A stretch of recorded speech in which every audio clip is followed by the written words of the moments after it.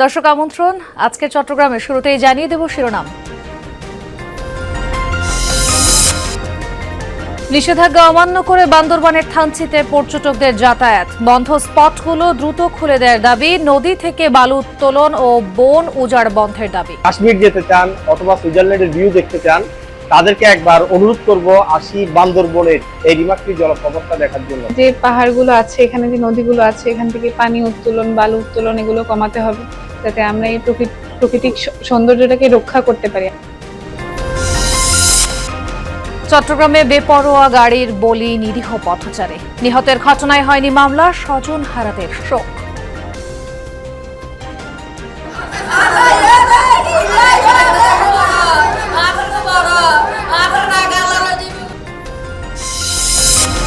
চট্টগ্রামে অস্থির বাজার, ৮০ টাকার নিচে মিলছে না হাতে গোনা কয়েকটি সবজি, সিন্ডিকেটের দৌরাত্ম্যকে দুষছেন ক্রেতারা। এতক্ষণ শিরোনাম দেখছিলেন, আপনাদের সাথে আছি আমি খান তাজনিনা হাসান। এবার বিস্তারিত। বান্দরবানের মোহনীয় সব দৃশ্য ও ঝর্ণা পর্যটকদের আকৃষ্ট করছে দিন দিন। প্রশাসনের বিধিনিষেধ উপেক্ষা করেই নাফাখুম ও রেমাক্রির সৌন্দর্য উপভোগ করতে চলে যাচ্ছেন অনেকে। প্রকৃতির এই অপরূপ সৌন্দর্য রক্ষায় নদীতে বালু উত্তোলন ও বন উজাড় বন্ধ হোক, এমনটাই দাবি ভ্রমণ পিপাসুদের। বান্দরবানের সাঙ্গু নদীর পানিপথ ধরে অগ্রসর হলেই চোখে পড়ে দুপাশের অসংখ্য লুকিয়ে থাকা ঝিরি ঝর্ণা। ভরপুর পানি থাকায় ঝর্ণাগুলো এখন হয়ে উঠেছে আরও মোহনীয়। যদিও প্রশাসন পর্যটকদের চলাচল সীমিত রেখেছে শুধুমাত্র রাজাপাথর পর্যন্ত, তারপরও অনেকেই নিয়ম ভেঙে চলে যাচ্ছেন নাফাকুম ও রেমাক্রির দিকে। পানিস্রোত বেড়ে যাওয়ায় ট্রেকিংয়ের বদলে নৌকায় করেই নাফাকুমে ঝর্ণার কাছাকাছি পৌঁছাচ্ছেন অনেকে। সেখানকার ভাঙা ব্রিজ দ্রুত মেরামতের দাবি জানাচ্ছেন পর্যটকরা। বিভিন্ন দেশের থেকেও আমাদের এই জায়গাগুলো এত সুন্দর। উত্তরবঙ্গের দিকে এরকম পাহাড় নাই, নদী আছে, কিন্তু আমাদের নদীগুলো তো এরকম পাহাড়ের মধ্য দিয়ে নদী। কাশ্মীর যেতে চান অথবা সুইজারল্যান্ডের ভিউ দেখতে চান, তাদেরকে একবার অনুরোধ করব আসি বান্দরবনের এই রিমাক্রি জলপ্রপাতটা দেখার জন্য। ইটস অ্যামেজিং, অসাধারণ। মানে এটা আসলে যারা আসেন নাই তাদেরকে আসলে বলে বোঝানোর মতো কিছু নাই। নাফাকুম গেছিলাম, নাফাকুমের ওই ঝুলন্ত ব্রিজটা যেখানে আছে সেটা খুবই ভাঙাচোরা অবস্থায় আছে। এখন যে অবস্থা দেখলাম, যে কোনো মুহূর্তে একটা বড় ধরনের দুর্ঘটনা ঘটে যেতে পারে। এটাকে যথাযথভাবে যে পর্যটকের উপকারের জন্য যদি করা হয়, তাহলে এটাকে মেরামত করা হোক অথবা এটাকে সরিয়ে ফেলা হোক। পর্যটন কেন্দ্রগুলো দীর্ঘদিন বন্ধ থাকায় আর্থিক ক্ষতির মুখে পড়েছিলেন স্থানীয়রা। তাই নাফাকুম ও রেমাক্রি সহ সব বন্ধ পর্যটন কেন্দ্রগুলো দ্রুত খুলে দেওয়ার দাবি জানাচ্ছেন খাত সংশ্লিষ্টরা।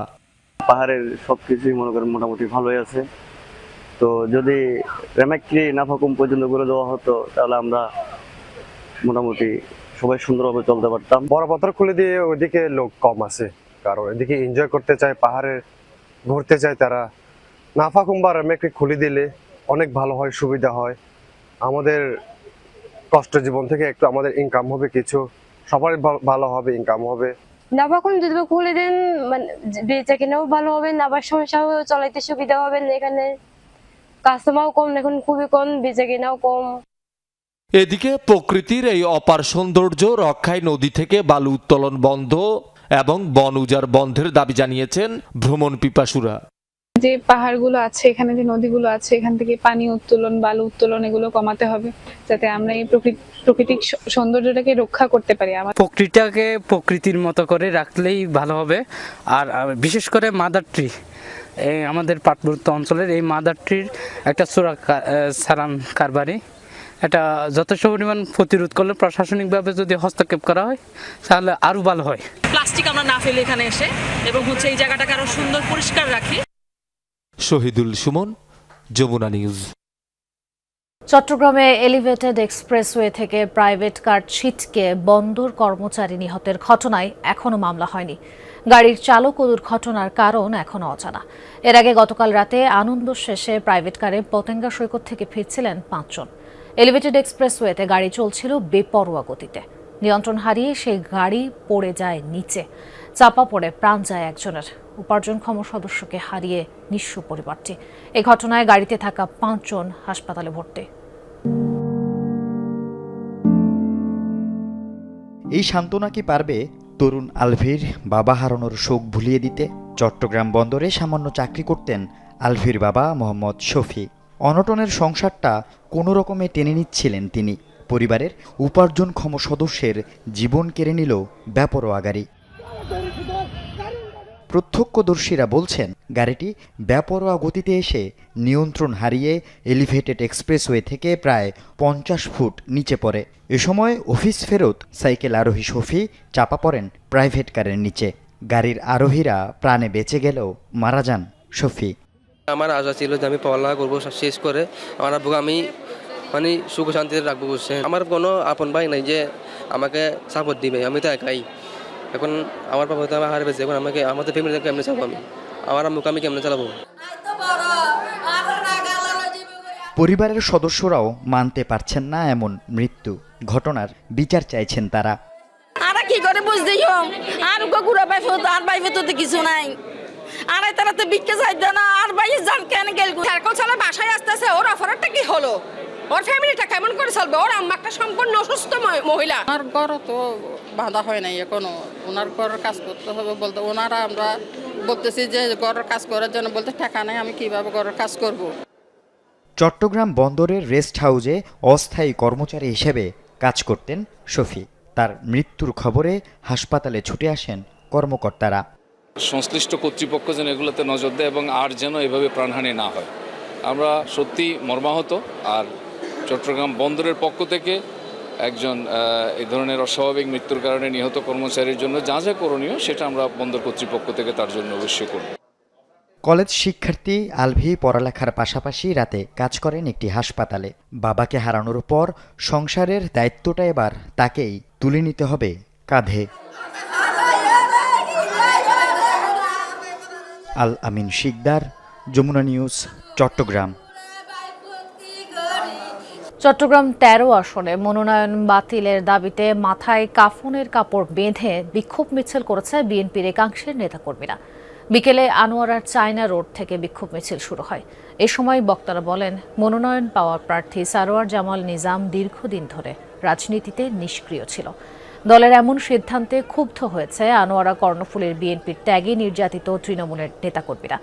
তাই বিএনপির চট্টগ্রামের দক্ষিণ জেলার সদস্য সচিব লায়ন হেলালকে মনোনয়ন দেওয়ার দাবি জানান নেতাকর্মীরা।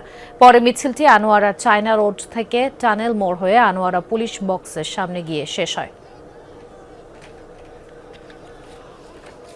রাঙামাটিতে প্রাথমিক বিদ্যালয়ের সহকারী শিক্ষক নিয়োগে কোটা বৈষম্য বাতিলের দাবিতে বিক্ষোভ মিছিল হয়েছে।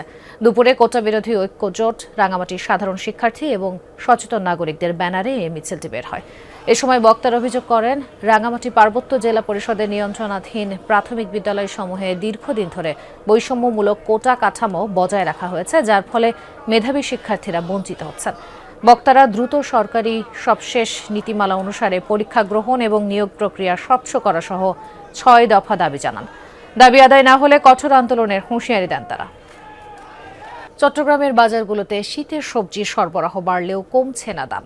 80 টাকার নিচে মিলছে না তেমন কোনো সবজি। একইভাবে পেঁয়াজ, রসুন, আদা থেকে শুরু করে মাছের বাজার সবখানেই চড়া দাম। ভোক্তারা বলছেন, সিন্ডিকেটের কারসাজিতেই অস্থির বাজার।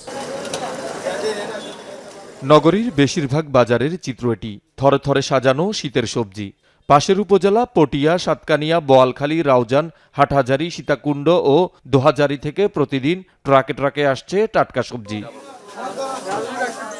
বাজার ঘুরে দেখা গেছে 80 টাকার নিচে সবজি মিলছে হাতে গোনা কয়েক পদের। ফুলকপি, বেগুন, টমেটো একসময় 50 থেকে 80 টাকার মধ্যে বিক্রি হলেও এখন তা 100 থেকে 120 টাকা। শিমও বিক্রি হচ্ছে 120 থেকে 140 টাকা কেজি। আমাদের হাতে আস্তে আস্তে এটা 3-4 হাত হয়ে তারপরে আসে, তো 10 টাকা করে বাড়তে বাড়তে দেখা যায় যে কৃষক থেকে যদি এটা 50 টাকা কিনে, তাহলে এখানে আস্তে আস্তে সেটা 80 টাকা 90 টাকা হয়ে যাচ্ছে। এখন তো শীতকাল, তবু নাগালের বাইরে 80 টাকার উপরে প্রতিটা সবজির মূল্য। গেছে সোমবারে সবজি কিনছি, কপি কিনছি 60 টাকা, আজকে কিনে লাগছে 80 টাকা। সিম কিনছি আপনার আধা কেজি 50 টাকা, আজকে কিনে লাগছে 70 টাকা। তাহলে 3 দিনের ভিতরে দাম আরো ডাবল হয়ে গেছে। এই সময় তো থাকা উচিত না, আরো কম থাকা উচিত। এখন তো শীতের মৌসুম ঠিক আছে, একদম সিজন তো প্রথম থেকে শুরু হয়েছে, ওই জন্য আরো কমবে। কয়েক সপ্তাহ ধরে পেঁয়াজের বাজার ঊর্ধ্বমুখী। বিক্রি হচ্ছে কেজি প্রতি 120 থেকে 125 টাকায়। কেজিতে 10 টাকা বেড়ে রসুনও বিক্রি হচ্ছে 160 টাকায়। বেড়েছে আদার ঝাঁজও। রসুন আপনার আগে ছিল 40 টাকা, 140 টাকা, এখন আমাদের 50 টাকার উপরে কিনা পড়ে। আমরা 60 টাকা বেচতেছি খুচরা বাজারে, আর আদা 140 টাকা বেচতেছি। কদিন আগে 80 টাকা 85 টাকা ছিল, প্রায় 30-40 টাকা যদি কম বেড়ে যায় জিনিসটা 1 কেজিতে, তাহলে আসলে কঠিন সবার জন্য। আজকে তো আরো 2 টাকা বেশি, কালকে 123 টাকা ছিল, আজকে 125 টাকা। এক দোকানে এক এক রকম, কিছু দোকানে মনে করেন আদা রসুনের দাম কেজিতে 20-30 টাকা বাড়তি। খাতুনগঞ্জে ওদিকে গেলে দাম কম আছে, কিন্তু আমরা এইসব বাজারে আসলে দেখতে যাই দাম অনেক বাড়তি। সাগরে মাছ ধরায় 65 দিনের নিষেধাজ্ঞা শেষ হয়েছে বেশ কিছুদিন। বিভিন্ন প্রজাতির মাছ নিয়ে জেলেরাও ফিরে আসায় সরবরাহ বেড়েছে। তবু মাছের দাম যেন আটকে আছে চড়া স্তরেই। কেজিতে এখনও 100 থেকে 150 টাকা বেশি দাম গুনতে হচ্ছে ক্রেতাদের। আপনি নিজে একটা মাছের দাম জিজ্ঞেস করে দেখেন, তা কম্পেয়ার করে দেখেন যে আগের তুলনায় কি দাম বাড়ছে নাকি কমছে। এটা হলো কৃত্রিম সংকট, মানে বাজারে মাছ থাকবে কিন্তু ওই যারা মধ্যবিত্ত আছে তারা কিনে খেতে পারবে। মনে করেন যে আগে মাছ ছিল না, দাম বাড়তি এসে মানুষ বুঝতে পারছে, এখন তো মাছ এভেলেবেল, তারপর মাছের দাম কমে না। মাছ না কিনে এখন অন্যদিকে পথ দেখে যায় যে আদার কোনো মাংস অথবা মুরগি নেওয়া যায় কিনা। মুরগির দাম একটু কম আছে, তো এটা যাবো আর কি।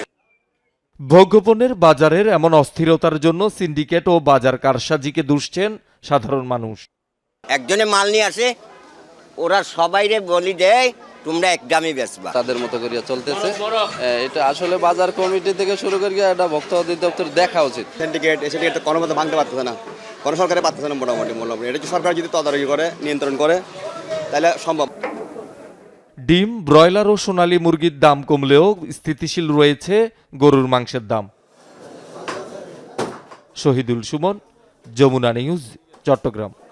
বেসরকারি পোর্ট সিটি ইন্টারন্যাশনাল ইউনিভার্সিটির গণযোগাযোগ ও সাংবাদিকতা বিভাগের উদ্যোগে অনুষ্ঠিত হয়েছে জার্নালিজম ফেস্ট।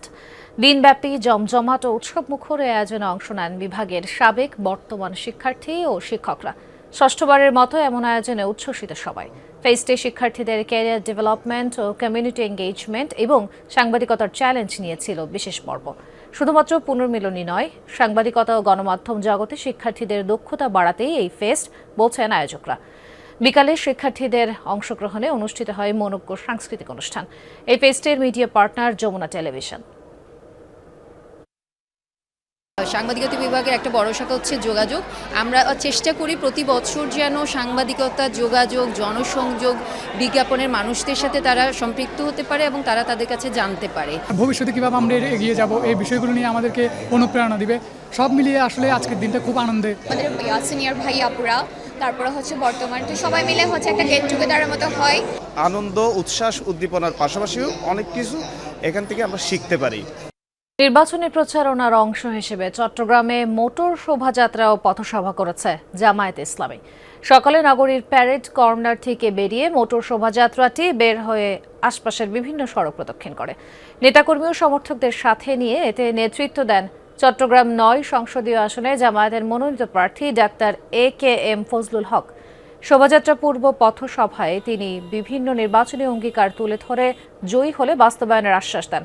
এ সময় মহানগর জামায়াতের আমির, কর্মপরিষদ সদস্য সহ অন্যান্য নেতারা উপস্থিত ছিলেন। এই ছিল আজকের চট্টগ্রামে। এতক্ষণ সাথে থাকার জন্য ধন্যবাদ।